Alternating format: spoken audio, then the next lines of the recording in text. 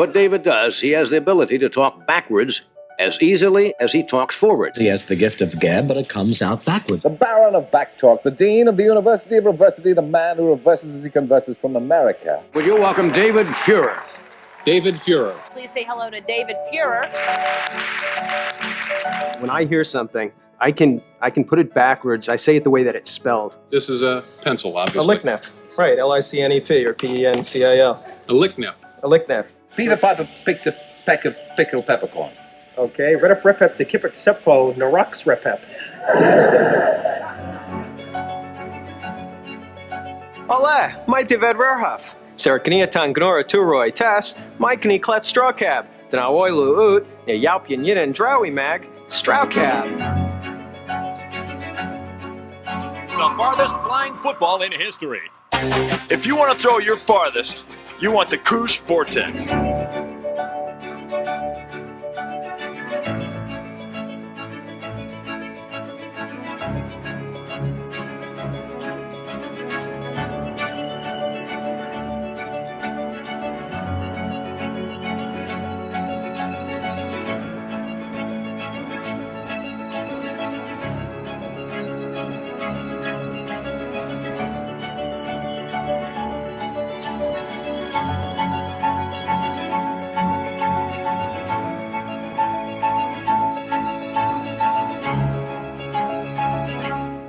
Say goodbye, everybody.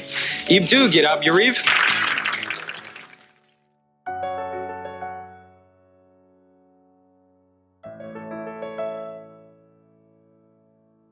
Hello, good morning, or Duke Ganin Ram, Tana Kanadawa Yuravasum. I'm not accustomed to talking forward in front of large crowds, so this is a first. I'll try to talk fast because I know we're a little behind schedule. But first, I want to take a moment to thank the incredible Mary Cousin. It's truly impossible to quantify how meaningful this event is to the future of innovation in our industry. So you and your team have done a magnificent job. And I want to take a moment to thank my brother Bob, who's been a mentor to me and to so many other people. And we've had a separate journey in this business with our own businesses on different coasts. But we've shared so many great experiences and relationships and travel throughout the world. There's an awkward family photo. I used to sleep next to all of my toys as a kid. I'm going to give you a little bit of background, then I'm going to share with some of the new inventors here in the room some strategic advice that I've learned over the past 30 years of doing this. So my toy story begins in 1987, and I moved from the East Coast to Los Angeles, California, and three things happen. First, I get hired as an assistant to the head of talent at one of the leading talent agencies in the world that represented some of Hollywood's biggest stars. And second, in my spare time, I was working on a board game that was themed around backwards talking with my brother Bob and another inventor, a guy named Mark Ducati. And then the third, I go to an audition for fun, and I get cast in a main role in a movie for Columbia Pictures. So what happened next? Looks like you're on the edge of your seat. Well, let's just say I'm not a Hollywood producer or a movie mogul. And my movie, Monster High, was possibly the worst movie ever made in the history of Hollywood. And it single-handedly ended my Hollywood career. But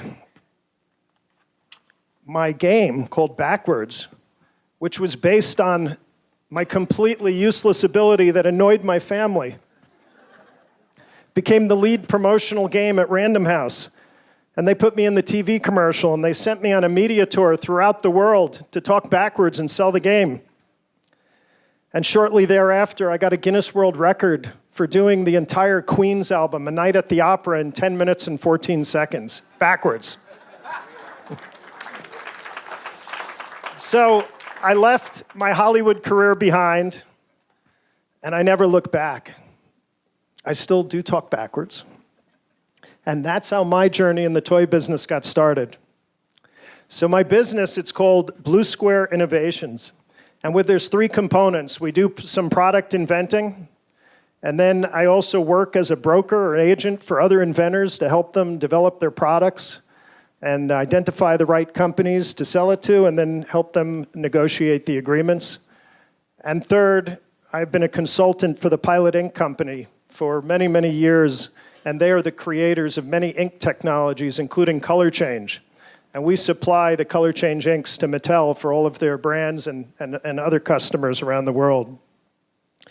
So I wear many different hats in this industry, and it's a great industry that you can just be an entrepreneur, and there's nothing like it.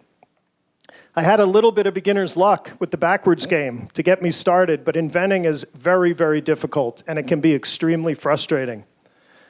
But for all of our successful products, I can guarantee you I have way more sitting in my closet in boxes that never saw the light of day or had a very short and unremarkable life.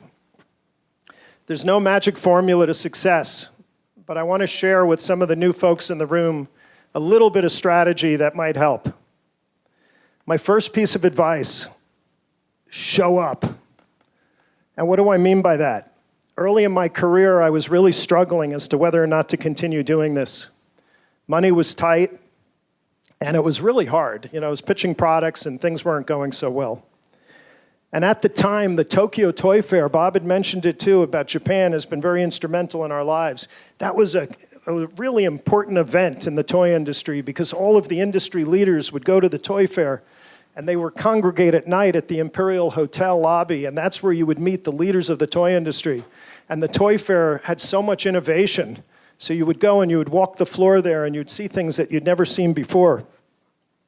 So the 1991 Toy Fair rolls around and I really couldn't afford to go. But my dad used to say to me, repeat a famous quote, and he would go, 80% of success is just showing up. And he said, if I want to do this and I want to be successful, to go to as many toy shows as possible because that's where relationships are built and where opportunities evolve.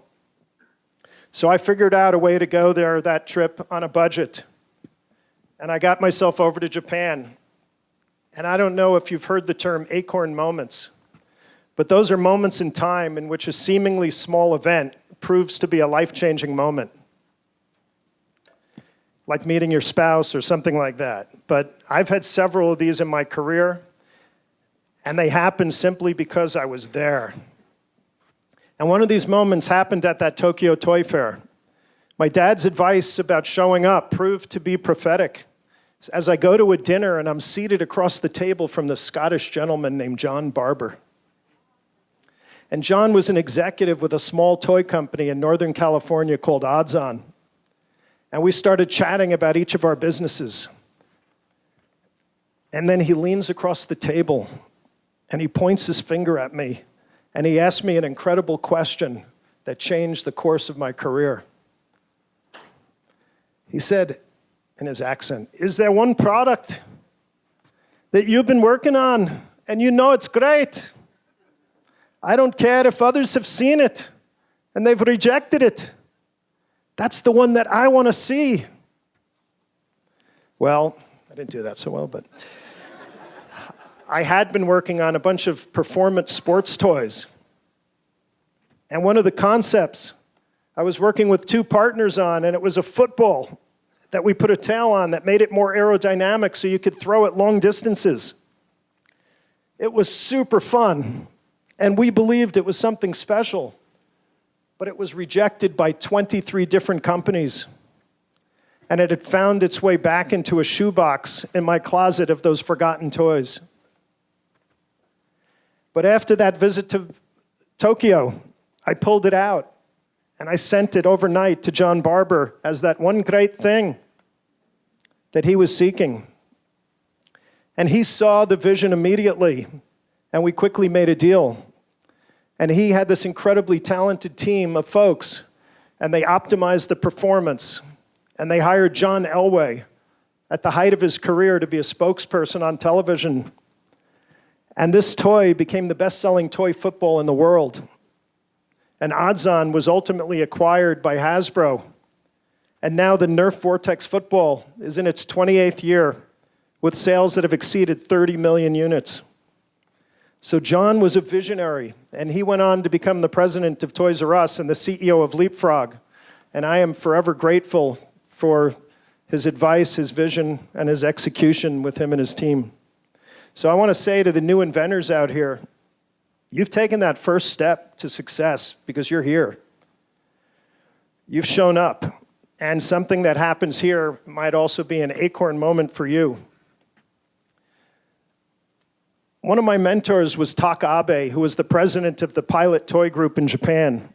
And on his trips to the United States, we would always walk retail together. Sometimes for 2 or 3 days, we would visit all of the toy stores. And one day, he was watching me picking up packages and turning things over and walking down the aisles. And he comes up and he places his hand on my shoulder. And he said, "David-san, you are like a dog. You sniff every tree. This will be a great trait for success." And that stuck with me. And I've been visiting retail stores at least once a week for my entire career. So I want to say to the new inventors, it's so important. Visit retail often, because that's where you spot trends. That's where you can find the companies that might be good customers for you. Find your lane. Are you working on dolls or games or radio control or whatever it might be? Look there, because you're going to find that entrepreneurial small company with a great product, and maybe they need their next item. Or when you look at the big companies like Mattel or Hasbro or Spin Master, they have brands, and maybe your idea is not a standalone idea, but maybe it's something that will fit under one of their brand groups. They're always looking, they're hungry. There's an insatiable need for new products. Look at pricing and packaging and perceived value. In today's world, if you can think of a packaging concept that might help drive your product at retail that's organic to the product that you're selling, that can help sell it to the toy company. Relationships. If there's one takeaway from my talk, is that there's so many amazing people in this industry throughout the world. And you're going to build relationships that transcend business. They become friendships for life. Find out who is your point of contact for presenting ideas at every company. And be sure to meet those people. Many of them are here. And go to other toy industry events where you can maybe chit-chat or grab a cup of coffee. And very important, get to know the companies that have inventor relations. So the bigger companies, Mattel, Hasbro, Spin Master, and others, have inventor relations departments. And there's independent inventor relations with Tinkertini. There's Trina over here in the green that service smaller companies. These people are your friend. They want you to succeed, and they can help you navigate these big companies. It's hard to know where your product might fit, but these folks will find its place within the brands. And companies that have inventor relations, they also have an infrastructure in place with paperwork, with tracking of your product idea, and royalty administration. Next I want to say is collaborate. We currently have a very big success with Twisty Pets. My inventing partner is a guy named Richard Kimbrough, and we originally licensed as an activity toy called Bizu. And it had some moderate success, but it was dropped after a couple of years. It was a little bit complicated. And for years, I was obsessing, on the design and on the function and on the marketing and what we could have done differently to make it successful. So I brought in a third partner to help execute that vision a couple of years ago. And we went back to Spin Master, and they reintroduced Twisty Pets to great success. They had an incredible brand team there, and they looked at our new vision for the product, and they took a risk, and they reintroduced it. And now it's one of the top collectibles in the world. So I'm very grateful, again, for the vision. There's Gary Swisher, head of design back there at Spin Master, for the collaboration and the execution of this product. But every one of my successful products have been because of surrounding myself with people that have expertise that I don't have. And this can make the difference of a product sitting in that closet or being successful. It's so much better to have a smaller percentage of something than 100% of nothing. So don't be afraid of competition. Align yourselves with the people that are here and work together. When you're creating products, I'm going to try to do this quickly. I know we're a little behind schedule. But look for brand platforms. What do I mean? Scour the world for inks, technologies, mechanisms, fabrics, something that's new and exciting, because this can be the secret sauce that sets you apart. It's not easy, but it's out there. Find that protectable innovation that can be the cornerstone of a new toy brand. Innovate a classic play pattern. If I look at some of our products, Vortex is just a ball, but it has a tail to enable it to fly farther. Or Aquadoodle, it's a drawing activity toy, but it has a technology to enable kids to draw with water. So think about demographics. Vortex, for example, again, crossed over because boys and girls and teens and adults were all playing with this product. It was a toy for everyone. So you need a small percentage of everyone to have a big success. Think about unique solutions to common problems. Aquadoodle solved an everyday problem for parents in that this hydrochromic ink technology, again, enabled kids to draw with water on big surfaces without making any mess. Each product had an innovation that disrupted a stale category. It had that wow moment. When you're presenting with products, you have to remember that toy company executives will kind of make a decision and understand your idea as it's coming out of your box. So I can't tell you how many times people will bury me with statistics, how many boys there are in the United States or whatever. Lead with product when you sell it. Present with a clear and simple one-line selling proposition. This is a thing that does this. That's the way to present it. Create a prototype of your idea and make a great one-sheet that might communicate some branding or packaging concepts to sell your product. And very important in today's world, make a sizzle. It doesn't have to be fancy. Get out your iPhone and make a 30-second to 1-minute sizzle, because you're going to pitch that product and somebody's going to like it and they're going to take it in. But that sizzle is what's going to sell your product once it's inside. You're not there anymore.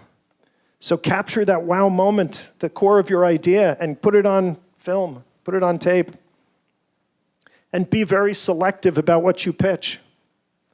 Remember, everybody is super busy these days. You are, and they are. So be very selective. This is a collaboration with a company. It's not just a buying and selling thing. You want to build credibility with selectivity. And always use fresh batteries, because things go sideways really fast when your sample doesn't work. Finally, my business philosophy is very, very simple. I work on things that I love and I'm excited to wake up about, with people that I really love, on things that have a chance to be very successful, because most of the time they are not. It's hard, but at least it's not a terrible experience. The toy industry is a small global village of relationships and innovation. So have fun doing this, collaborate, and start your network relationship right now by saying olleh to that person next to you, which is hello backwards. And as John Barber asked me, if you have that idea and you know it's great and it should be on the market, that's what everyone here today wants to see. Thank you very much.